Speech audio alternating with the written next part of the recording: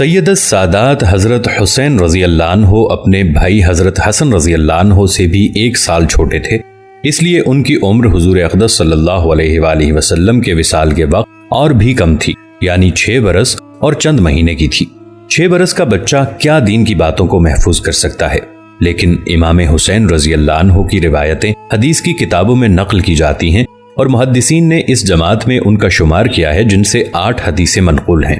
امام حسین رضی اللہ عنہ فرماتے ہیں کہ میں نے حضور اقدس صلی اللہ علیہ وآلہ وسلم سے سنا کہ کوئی مسلمان مرد ہو یا عورت، اس کو کوئی مصیبت پہنچی ہو تو پھر وہ عرصے کے بعد یاد آئے اور یاد آنے پر پھر وہ انا للہ و انا الیہ راجعون پڑھے تو اس کو اس وقت بھی اتنا ہی ثواب پہنچے گا جتنا کہ مصیبت کے وقت پہنچا تھا۔ یہ بھی حضور صلی اللہ علیہ وآلہ وسلم کا ارشاد ہے کہ میری امت جب دریا پر سوار ہو اور سوار ہوتے وقت بسم اللہ مجریہا و مرساہا ان ربی لغفور الرحیم پڑھے تو یہ ڈوبنے سے امن کا ذریعہ ہے۔ حضرت حسین رضی اللہ عنہ نے 25 حج پیدل کیے ہیں، نماز اور روزے کی بھی بہت کثرت فرماتے تھے اور صدقہ اور دین کے ہر کام میں کثرت کا اہتمام تھا۔ ربیہ رضی اللہ عنہ کہتے ہیں کہ میں نے حضرت حسین رضی اللہ عنہ سے پوچھا کہ حضور صلی اللہ علیہ وآلہ وسلم کی کوئی بات آپ کو یاد ہے؟ انہوں نے فرمایا کہ ہاں، میں ایک کھڑکی پر چڑھا جس میں کھجوریں رکھی تھیں، اس میں سے ایک کھجور میں نے منہ میں رکھ لی۔ حضور صلی اللہ علیہ وآلہ وسلم نے فرمایا کہ اس کو پھینک دو، ہم کو صدقہ جائز نہیں۔ حضرت حسین رضی اللہ عنہ سے حضور صلی اللہ علیہ وآلہ وسلم کا یہ ارشاد بھی منقول ہے کہ آدمی کے اسلام کی خوبی یہ ہے کہ بیکار کاموں میں مشغول نہ ہو۔ ان کے علاوہ اور بھی متعدد روایات آپ سے منقول ہیں۔ اس قسم کے واقعات صحابہ کرام رضی اللہ عنہم کے بکثرت ہیں کہ بچپن کے واقعات حضور صلی اللہ علیہ وآلہ وسلم سے نقل کیے اور یاد رکھے۔ محمود بن الربی رضی اللہ عنہ ایک صحابی ہیں جن کی عمر حضور اکرم صلی اللہ علیہ وآلہ وسلم کے وصال کے وقت 5 برس کی تھی۔ وہ کہتے ہیں کہ میں عمر بھر اس بات کو نہیں بھولوں گا کہ نبی اکرم صلی اللہ علیہ وآلہ وسلم ہمارے گھر تشریف لائے۔ ہمارے یہاں ایک کنواں تھا، اس کے پانی سے ایک کلی میرے منہ پر کی۔ ہم لوگ بچوں کو واہی تباہی فضول باتوں میں لگاتے ہیں، جھوٹے جھوٹے قصے ان کو سنا کر لغویات میں دماغ کو پریشان کرتے ہیں۔ اگر اللہ والوں کے قصے تلاش کر کے ان کو سنائے جائیں اور بجائے جن بھوت کے ڈرانے سے اللہ سے اور اس کے عذاب سے ڈرائیں اور اللہ کی ناراضی کی اہمیت اور ہیبت دل میں پیدا کریں تو دنیا میں بھی ان کے کارآمد ہو اور آخرت میں تو مفید ہے ہی۔ بچپن کا زمانہ حافظے کی قوت کا زمانہ ہوتا ہے، اس وقت کا یاد کیا ہوا کبھی بھی نہیں بھولتا۔ ایسے وقت میں اگر قرآن پاک حفظ کرا دیا جائے تو نہ کوئی دقت ہو نہ وقت خرچ ہو۔ حضرت زکریا دامت برکاتہم کے والد کا جب دودھ چھڑایا گیا تو پاؤ بھر پارا حفظ ہو چکا تھا اور 7ویں برس کی عمر میں قرآن شریف پورا حفظ ہو چکا تھا، اور وہ اپنے والد سے مخفی فارسی کا بھی متدبہ حصہ بوستان سکندر نامہ وغیرہ پڑھ چکے تھے۔ فرمایا کرتے تھے کہ میرے والد صاحب نے قرآن شریف ختم ہونے کے بعد یہ ارشاد فرما دیا تھا کہ ایک قرآن شریف روزانہ پڑھ لیا کرو، باقی تمام دن چھٹی ہے۔ گرمی کے موسم میں صبح کی نماز کے بعد مکان کی چھت پر بیٹھا کرتا تھا اور 6-7 گھنٹے میں قرآن شریف پورا کر کے دوپہر کو روٹی کھاتا تھا اور شام کو اپنی خوشی سے فارسی پڑھا کرتا تھا۔ 6 ماہ تک مسلسل یہی معمول رہا۔ 6 ماہ تک روزانہ ایک کلام مجید پڑھنا اور پھر اس کے ساتھ ہی دوسرے اسباق بھی پڑھتے رہنا، اور وہ بھی 7 برس کی عمر میں کوئی معمولی بات نہیں۔ اسی کا یہ ثمرہ تھا کہ قرآن شریف میں متشابہ لگنا یا بھولنا جانتے ہی نہ تھے۔ چونکہ ظاہری معاش کتابوں کی تجارت پر تھی اور کتب خانے کا اکثر کام اپنے ہاتھ سے کیا کرتے تھے، اس لیے ایسا کبھی بھی نہیں ہوتا تھا کہ ہاتھ سے کام کرتے وقت زبان سے تلاوت نہ فرما رہے ہوتے، اور اسی کے ساتھ ساتھ اپنے بچوں کو جو مدرسے سے الگ پڑھتے تھے اسباق بھی پڑھا دیا کرتے تھے۔ اس طرح 3 کام ایک وقت میں کر لیا کرتے تھے۔ لیکن ان کا طریقہ تعلیم وہ نہیں تھا جو مدرسے کے اسباق کا تھا، اور عام مدارس کا مروجہ طریقہ ہے کہ سارا بوجھ استاد ہی کے ذمہ رہے، بلکہ مخصوص طلبہ کے ساتھ یہ طریقہ تھا کہ شاگرد عبارت پڑھے، ترجمہ کرے، مطلب بیان کرے۔ اگر وہ مطلب صحیح ہوتا تو آگے چلو فرما دیتے، اور غلط ہوتا تو اگر غلطی قابل تنبیہ ہوتی تو تنبیہ فرما دیتے، اور قابل بتانے کی ہوتی تو بتا دیتے۔ یہ پرانے زمانے کا قصہ نہیں ہے، اسی صدی کا واقعہ ہے، لہٰذا یہ بھی نہیں کہا جا سکتا کہ صحابہ رضی اللہ عنہم جیسے قوا اور ہمتیں اب کہاں سے لائی جائیں۔ اللہ رب العزت ہمیں سمجھنے اور عمل کرنے کی توفیق عطا فرمائے۔ ابتدائے اسلام میں جو شخص مسلمان ہوتا تھا وہ اپنے اسلام کو حتی الوسع مخفی رکھتا تھا۔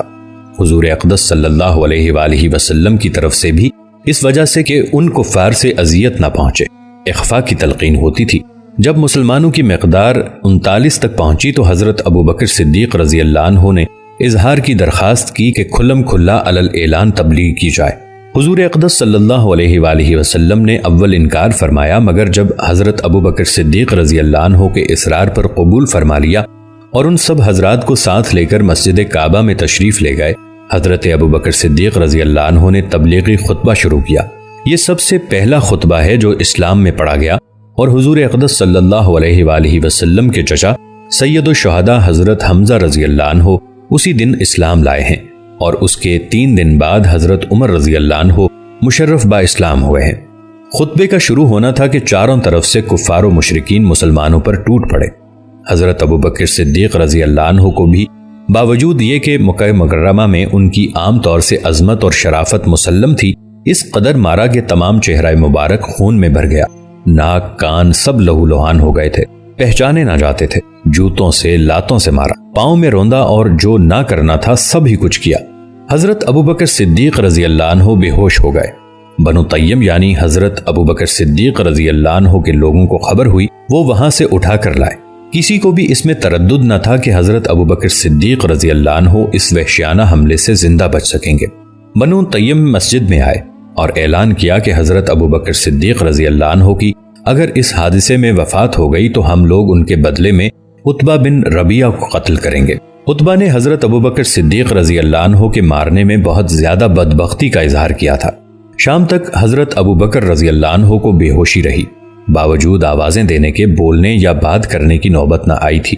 شام کو آوازیں دینے پر وہ بولے تو سب سے پہلا لفظ یہ تھا کہ حضور اقدس صلی اللہ علیہ وآلہ وسلم کا کیا حال ہے۔ لوگوں نے اس پر بہت ملامت کی کہ انہی کے ساتھ کی بدولت یہ مصیبت آئی، اور دن بھر موت کے منہ میں رہنے پر بات کی تو وہ بھی حضور صلی اللہ علیہ وآلہ وسلم ہی کا جذبہ اور انہی کی۔ لوگ پاس سے اٹھ کر چلے گئے کہ بدلی بھی تھی، اور یہ بھی کہ آخر کچھ جان باقی ہے کہ بولنے کی نوبت آئی، اور آپ کی والدہ ام خیر رضی اللہ عنہا سے کہہ گئے کہ ان کے کھانے پینے کے لیے کسی چیز کا انتظام کر دیں۔ وہ کچھ تیار کر کے لائیں اور کھانے پر اصرار کیا، مگر حضرت ابوبکر رضی اللہ عنہ کی وہی ایک صدا تھی کہ حضور صلی اللہ علیہ وآلہ وسلم کا کیا حال ہے، حضور پر کیا گزری۔ ان کی والدہ نے فرمایا کہ مجھے تو خبر نہیں کیا حال ہے۔ آپ نے فرمایا کہ ام جمیل رضی اللہ عنہا یعنی حضرت عمر رضی اللہ عنہ کی بہن کے پاس جا کر دریافت کر لو کہ کیا حال ہے۔ وہ بیچاری بیٹے کی اس مظلومانہ حالت کی بے تابانہ درخواست کو پورا کرنے کے واسطے ام جمیل رضی اللہ عنہا کے پاس گئیں اور محمد صلی اللہ علیہ وآلہ وسلم کا حال دریافت کیا۔ وہ بھی عام دستور کے موافق اس وقت تک اپنے اسلام کو چھپائے ہوئے تھیں۔ فرمانے لگیں کہ میں کیا جانوں کون محمد اور کون ابوبکر، تیرے بیٹے کی حالت سن کر رنج ہوا، اگر تو کہے تو میں چل کر اس کی حالت دیکھوں۔ ام خیر رضی اللہ عنہا نے قبول کر لیا، ان کے ساتھ گئیں اور حضرت ابوبکر رضی اللہ عنہ کی حالت دیکھ کر تحمل نہ کر سکیں، بے تحاشا رونا شروع کر دیا کہ بد کرداروں نے کیا حال کر دیا، اللہ تعالیٰ ان کو اپنے کیے کی سزا دے۔ حضرت ابوبکر رضی اللہ عنہ نے پھر پوچھا کہ حضور صلی اللہ علیہ وآلہ وسلم کا کیا حال ہے۔ ام جمیل رضی اللہ عنہا نے حضرت ابوبکر رضی اللہ عنہ کی والدہ کی طرف اشارہ کر کے فرمایا کہ وہ سن رہی ہیں۔ آپ نے فرمایا کہ ان سے خوف نہ کرو، تو ام جمیل رضی اللہ عنہا نے خیریت سنائی اور عرض کیا کہ بالکل صحیح سالم ہے۔ آپ نے پوچھا کہ اس وقت کہاں ہیں؟ انہوں نے عرض کیا کہ ارقم رضی اللہ عنہ کے گھر تشریف رکھتے ہیں۔ آپ نے فرمایا کہ مجھ کو خدا کی قسم ہے کہ اس وقت تک کوئی چیز نہ کھاؤں گا نہ پیوں گا جب تک حضور صلی اللہ علیہ وآلہ وسلم کی زیارت نہ کر لوں۔ ان کی والدہ کو تو بے قراری تھی کہ وہ کچھ کھا لیں، اور انہوں نے قسم کھا لی تھی کہ جب تک زیارت نہ کر لوں کچھ نہ کھاؤں گا۔ اس لیے والدہ نے اس کا انتظار کیا کہ لوگوں کی آمد و رفت بند ہو جائے، مبادا کوئی دیکھ لے اور کچھ اذیت پہنچائے۔ جب رات کا بہت سا حصہ گزر گیا تو حضرت ابوبکر رضی اللہ عنہ کو لے کر حضور صلی اللہ علیہ وآلہ وسلم کی خدمت میں ارقم رضی اللہ عنہ کے گھر پہنچی۔ حضرت ابوبکر رضی اللہ عنہ حضور صلی اللہ علیہ وآلہ وسلم سے لپٹ گئے۔ حضور اقدس صلی اللہ علیہ وآلہ وسلم بھی لپٹ کر روئے، اور مسلمان بھی سب رونے لگے کہ حضرت ابوبکر رضی اللہ عنہ کی حالت دیکھی نہ جاتی تھی۔ اس کے بعد حضرت ابوبکر صدیق رضی اللہ عنہ نے درخواست کی کہ یہ میری والدہ ہیں، آپ ان کے لیے ہدایت کی دعا بھی فرما دیں اور ان کو اسلام کی تبلیغ بھی فرمائیں۔ حضور اقدس صلی اللہ علیہ وآلہ وسلم نے اول دعا فرمائی، اس کے بعد ان کو اسلام کی ترغیب دی، وہ بھی اسی وقت مسلمان ہو گئیں۔ عیش و عشرت، نشاط و فرحت کے وقت محبت کے دعوے کرنے والے سینکڑوں ہوتے ہیں۔ محبت و عشق وہی ہے جو مصیبت اور تکلیف کے وقت بھی باقی رہے۔ اللہ رب العزت ہمیں سمجھنے اور اس پر عمل کرنے کی بھی توفیق عطا فرمائے۔ والسلام علیکم ورحمۃ اللہ وبرکاتہ۔